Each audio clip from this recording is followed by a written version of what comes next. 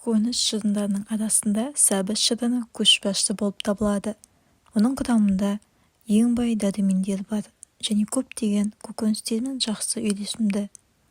Танымал болуына қарамастан, сәбіз шырыны дұрыс емес қолданылса, ағзаға пайдалы емес, зиян болып келеді.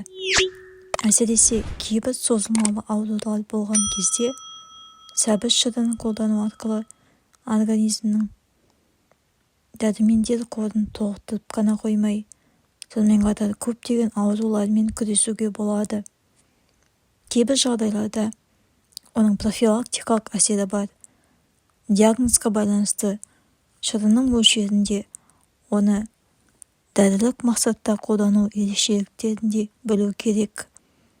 Шынында да белгілі бір жағдайларда оны мүлдем қолдануға болмайды. Жаңа сәбіз шырынын дайындау үшін орташа мөлшердегі немесе кішкентай сәбізді таңдау керек. Өйткені тым үлкен сәбізде нитраттар көп болады. Сақ болыңыздар. Егер бақшада өзіңіздің қолыңызбен өсірілген сәбіз болса, онда қорықпай пайдалана берсеңіз болады. Дүкенде немесе базарда көкөністі сатып алғанда олардың бүлінген жерлері болмау керек. Соны мұқият тексеріп алыңыз. Ауру белгілері жоқ. Тұтас, икемді, шырынды сәбіз бұл алынған шырынның витаминге бай және пайдалы екендігінің кепілі. Сәбіз шырынын дайындағасын сақтауға болмайды. Бірден ішіп қою керек. Шырыннан алынған дәрумендер ағзаға жақсы сіңіп кету үшін оны қолданар алдында бірнеше тамшы зәйтүн майын немесе бір шай қасық қаймақ қосып ішуге болады. Сәбізде көптеген дәрумендер кездеседі. К витамині қанның ұюын жақсартады. С және Е витаминдері қартаю процесін баяулатады. Калий жүрек қан тамырларының дұрыс жұмыс істеуі үшін өте маңызды болып табылады. Бұл элемент сәбізде өте көп мөлшерде кездеседі. Фосфор мен кальций сүйектер мен тістерді нығайтады. Өсімдік құрамында қалқанша безінің жұмыс істеуі үшін жауап беретін йод бар. Иммундық жүйені нығайтуға көмектесетін селен бар. Сәбіздің құрамында А дәрумені болғандықтан ол көздің көру қабілетін күшейтеді.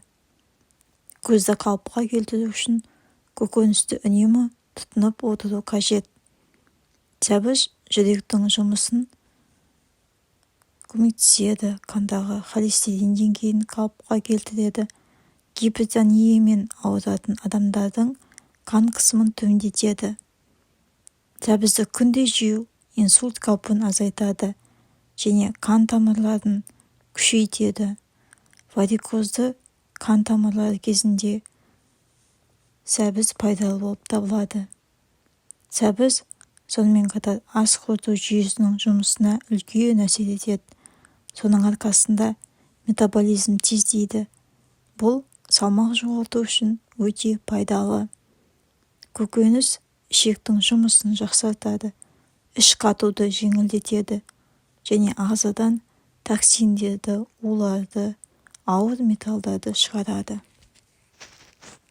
Ағзамызға көп жағынан пайдалы болған сәбіздің және сәбіз шырынының ең маңызды 10 пайдасы туралы айта кетсек, бірінші пайдасы бауыр функцияларының қорғанысы және ас қорыту жүйесінде өте әсерлі. Екінші пайдасы құрамындағы Е дәруменімен қатерлі ісік ауруының алдын алады. Үшінші пайдасы қартаюмен байланысты шығатын ауру, сыздаулар сәбіз шырынын ішу арқылы азайтылуы мүмкін.